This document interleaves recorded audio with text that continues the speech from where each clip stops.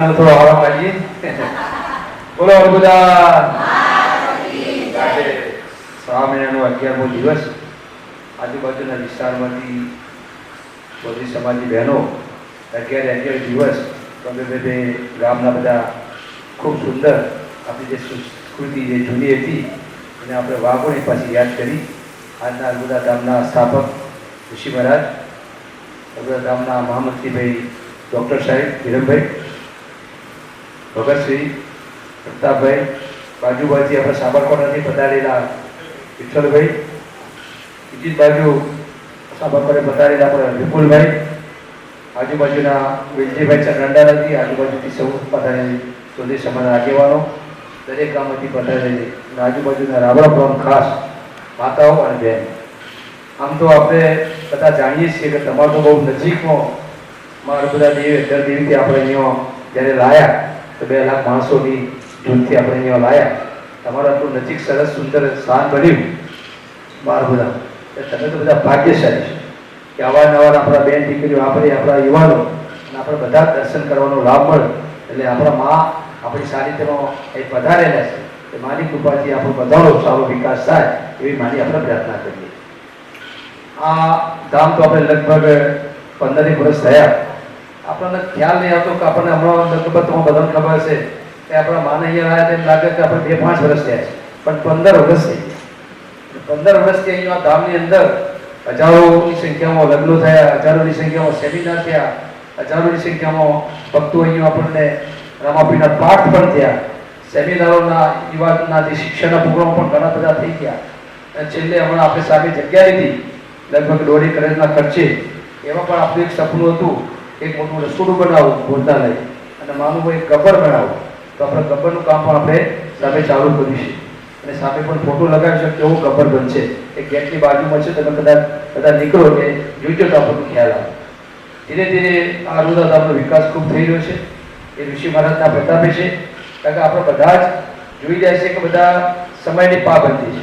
દરેક આપણે નાના ધંધા રોજગાર નોકરીમાં બધા આપણે દોડાદોડીમાં ફસાયેલા હોય છે. આપણા બેન દીકરીઓને આપણા ભાઈઓ માટે પણ આપણે જીવનમાં પૈસો પણ જરૂરી છે ને એમના આગળ કેમ આપણે ધકેલવા અને કેમ એનું સારું જીવન જાય અને પાછળથી આપણે કેમ આપણી સારી સેવા થાય એ આપણો બધાનું કર્તવ્ય છે. એટલે આપણે બધા એમાં લાગેલા છીએ. પણ ઋષિ મહારાજે અહીંયા ધૂળી લગાવી છે તો આ બધો જ જે ધામ અલબુદા ધામનો વિકાસ થાય છે એમના પ્રતાપે છે. આપણે બધા ફૂલી પોકેટથી સહકાર આપીએ છીએ, આપણે બધા હાજરી આપીએ છીએ અને આપણે એમને વધુ આ ધામનો કેમ વિકાસ થાય એમ આપણે બધા સહકાર આપીએ છીએ. અહીંયા સામે આપણે કામ ચાલુ કર્યું. હમણાં લગભગ 1-8 વર્ષ પહેલાં મોટું ફંક્શન રાખ્યું તો આપણે એમનું ભૂમિપૂજન કર્યું હતું અને પછી હમણાં લગભગ 3 મહિના પહેલાં પણ એક બીજો પ્રોગ્રામ કર્યો અને એને આપણું ખાસ પણ મુહૂર્ત કર્યું અને કામ પણ આપણે ગબ્બર અને ભોજનાલયનું ચાલુ કર્યું. એના મુખ્ય દાતા આપણે ઋષિ મહારાજ છે.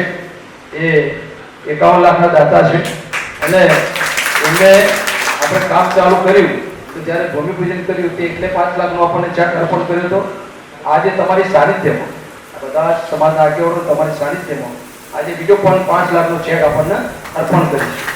તો એમાં આપણે બધા સમાજના વડીલો વિરમભાઈ, વિઠ્ઠલભાઈ, પ્રતાપભાઈ, ભગતભાઈ, રંડાલાથી વેલજીભાઈ, બીજા બધા વિપુલભાઈ અહીંયા ખાલી જોડે મારી જોડે આવી જાઓ અને બહેનો તો બધી ભાઈ બહેનો ઊભી કરીએ તો સામેથી ફોટો આવશે ને થોડા આવી જાઓ બધા. તમે બી ઉભા થાઓ બરાબર અને આપણે બધા ઉભા થાઓ આપણે અર્પણ કરીએ.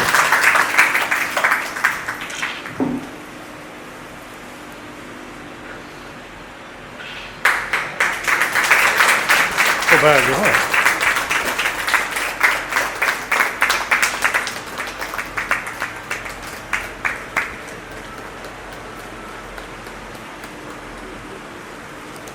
અર્પણ કરીએ.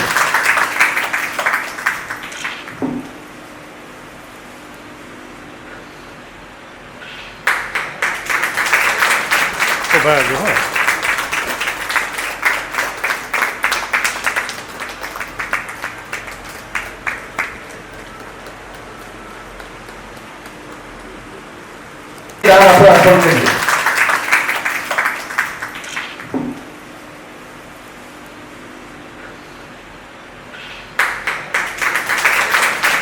Vai,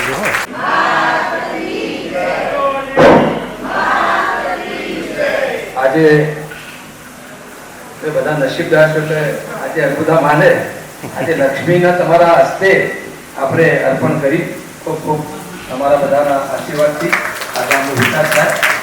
હવે આપણે બે શબ્દો વિઠ્ઠલભાઈ કહીશું તો વિઠ્ઠલભાઈ બે શબ્દો કહેશે છે. આપણે સાબરકાંઠા અહીંયા આપણે હોદ્દેદાર છીએ, ટ્રસ્ટીમાં છીએ. વિપુલભાઈ પણ ખજાનચી છે, એ પણ સાબરકાંઠા.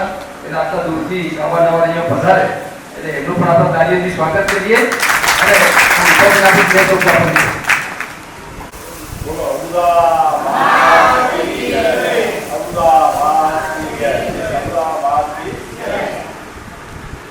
આજે મેં નસીબદાર ત્યારે શ્રી રામકૃષ્ણ આવ્યા ત્યારે ઉઠી મારા તમારા પર ફોન આવ્યો હતો તો મારે એક નાની બીજી રીતે મળી શકતો હતો. આ તો હવે શું નસીબદાર આપણે સવારે ગયા હોઈએ સ્વ જગ્યાએ પાછા આવી જઈએ છીએ. 7 વર્ષે પાછા આવ્યા હતા. આ મંદિર જે છે શું કોઈ દાખલ નથી. આ મહારાજનું કામ એટલું ચોક્કસ કામ છે. ગમે ત્યાં પ્રવૃત્તિમાં હોય નસીબ છે એ પણ એટલા હોશિયાર છે. બંને ભાઈની જોડી છે. આપણે કયા માટેનું સપોર્ટ કરવો છે તમ કામમાં ખૂબ ટેકો કરવાનો છે અને ખૂબ આગળ વધી આપણે મંદિર વિકાસ વધતો જાય. આપણે જોયું વિકાસ દર વર્ષે વિકાસ વધતો જાય છે. નસીબે બંને બેન આખી બોડી કે બધા પ્રયત્નો ખૂબ સારા કરે છે. અર્બુદા માત કી જય.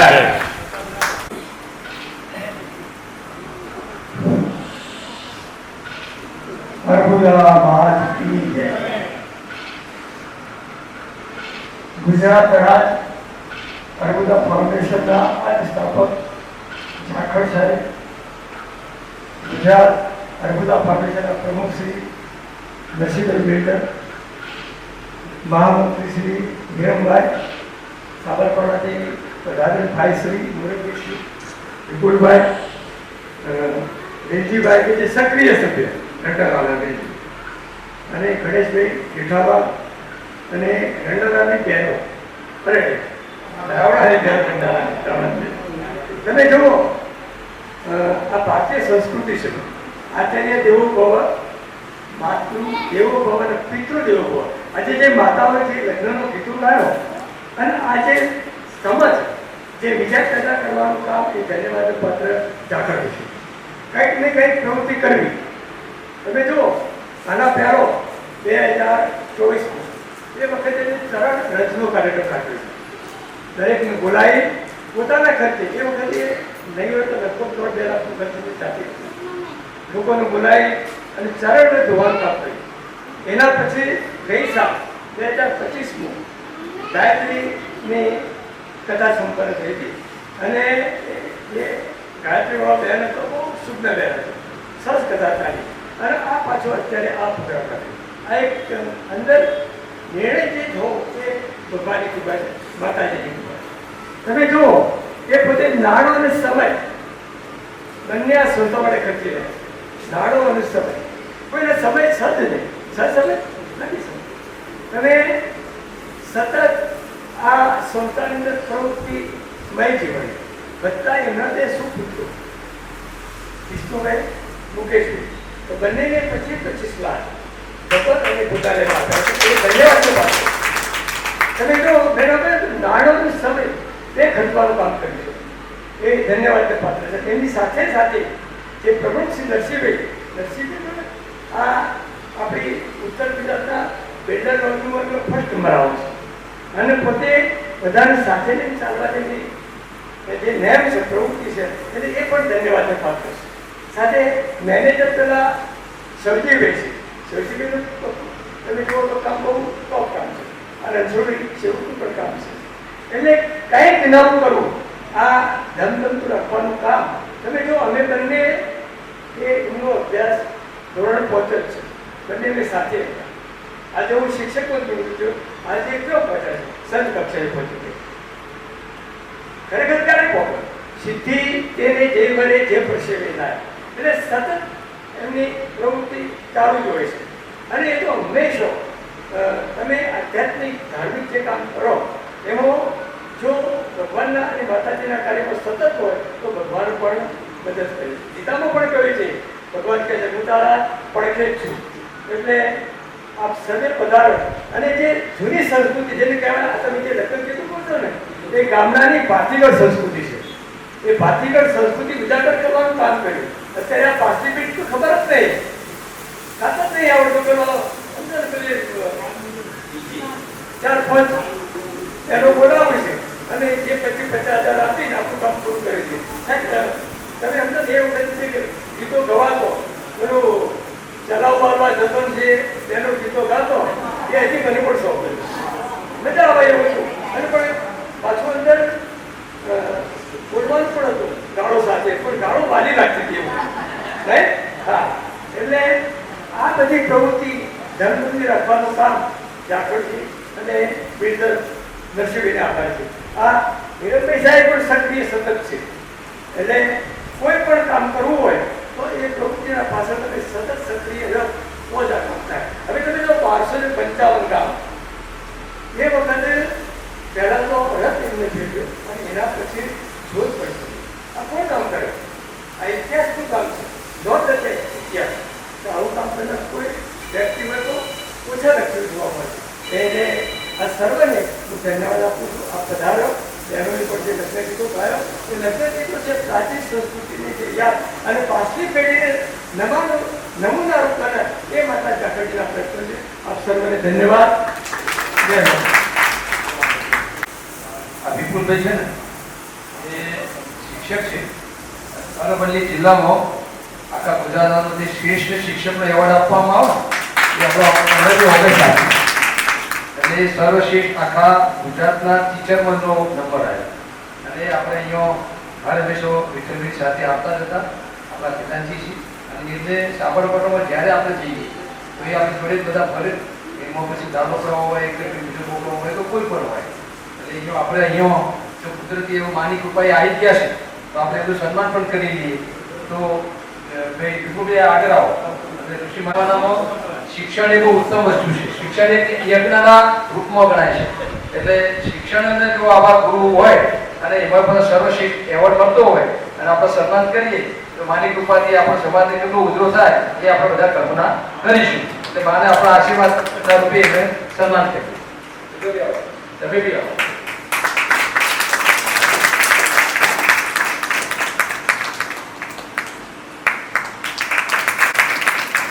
થઈ ગયો.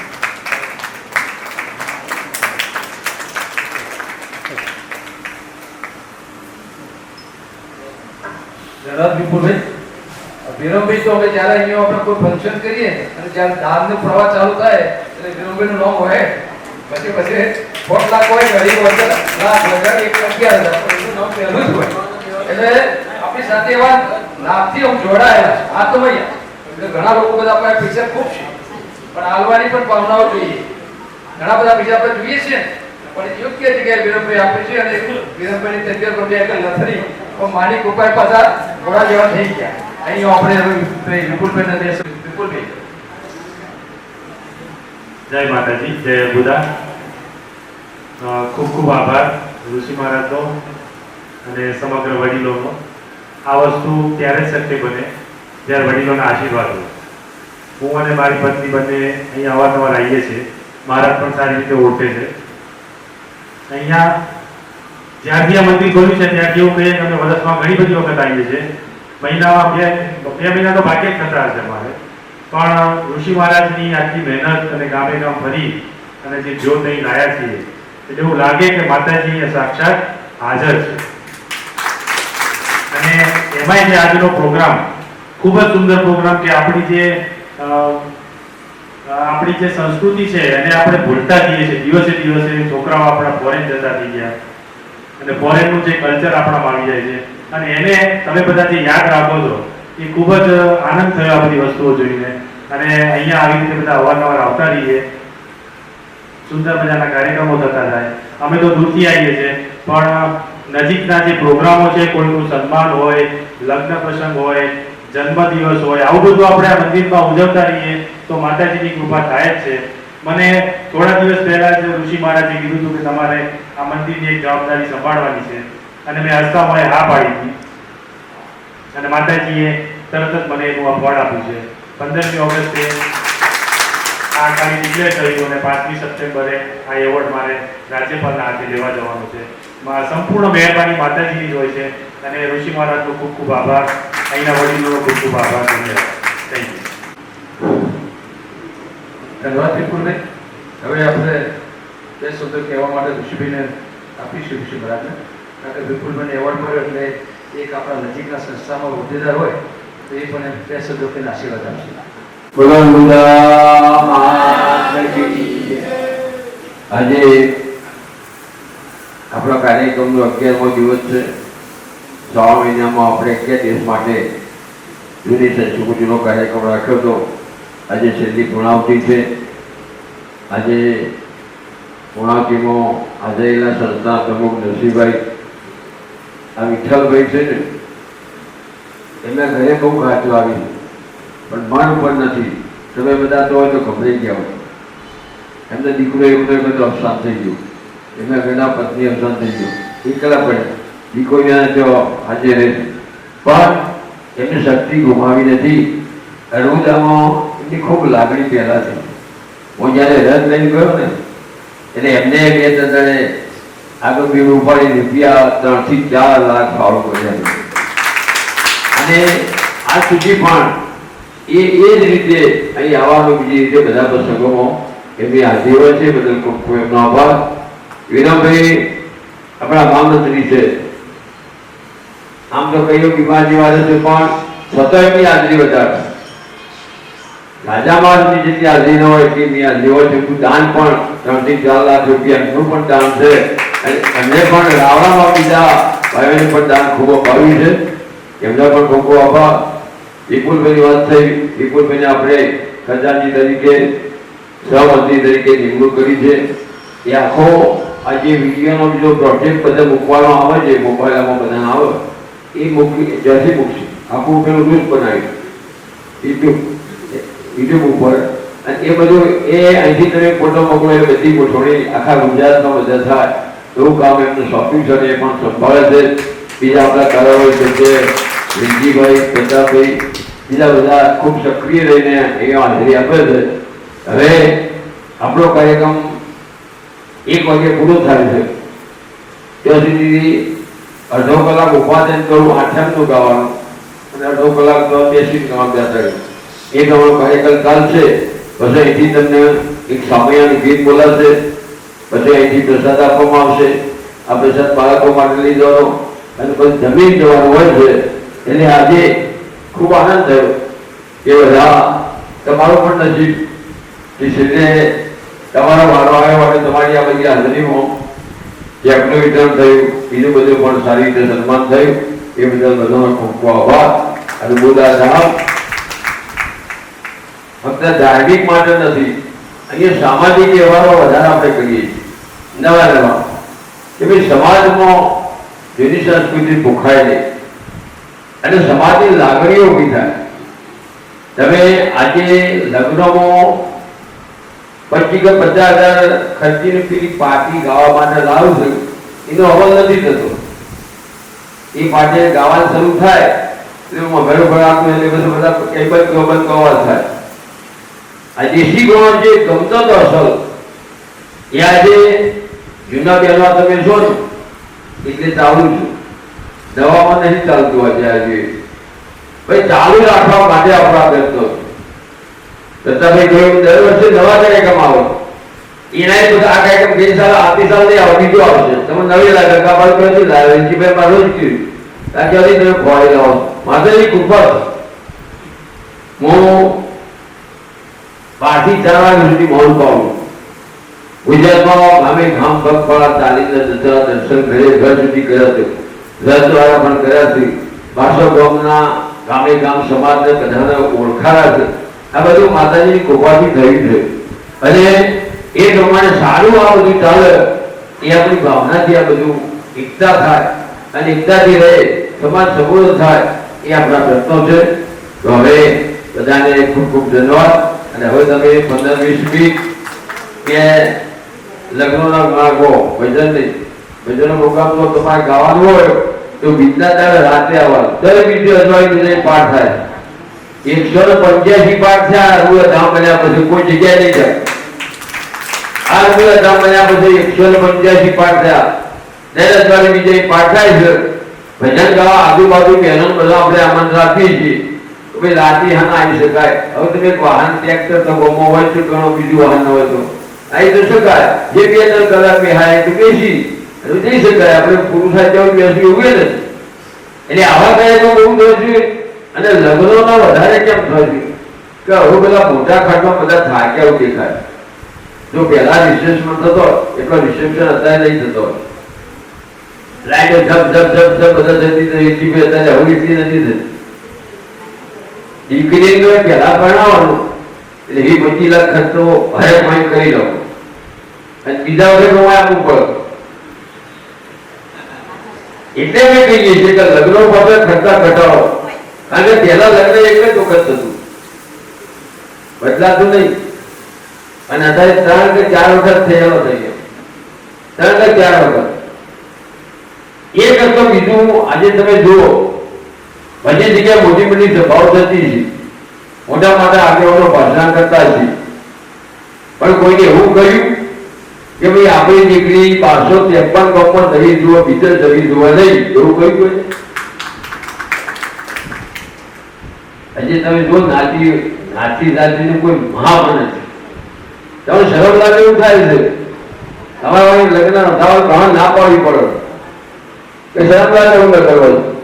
હવે બ્રાહ્મણની દીકરીમાં લગ્ન લખાવા નોંધાવી. હવે લખાવા તો કન્યાના બાપ હોય એ જ આવે ને. બ્રાહ્મણની દીકરીનું લગ્ન નોંધાવી, પણ આ તો પછી ખરી ખબર પડી કે આ તો હરિજન સાથે લગ્ન. મહેસાણ અમારી દીકરી હરિજન સાથે લગ્ન કર્યા એની આજુબાજુ રહેતા સોસાયટીમાં ઘણા આમ થાય, ખૂબ લોકો આમ થાય. પૈકી બે ના થાય એ બ્રાહ્મણ દીકરીનો હરિજન સાથે લગ્ન થયો. માનવતા આજે પરવાડી છે. આપણે સબ્જી બાકી આપણે સૂત્રો ખૂબ લખ્યો કે તમારો ભાવ સુધરે તો ભાવ સુધરે. અત્યારે કોર્ટમાં તમે જુઓ તો આવા દેખામાં કેસ થાય પછી દીકરી મા બાપને જવાબ શું હાલે કારણ કે ઓળખતા નથી. આ શું મતલબ છે કે સમાજ કહેવાય? કન્યા કેવડી બધા કયા કરે, બીજું કોઈ કરતા નથી. શિક્ષણ સાથે સંસ્કારો ના હોય તો શિક્ષણ એટલું લોકો એટલું શિક્ષણ કોઈ દિવસ કોમમાં નહીં આવે, એની સાથે સંસ્કારો નહીં હોય. એટલે આ બધા કાર્યક્રમો સમાજ માટે જળવાઈ એટલા માટે આપણે કરતો છે. ધન્યવાદ. જય માતા.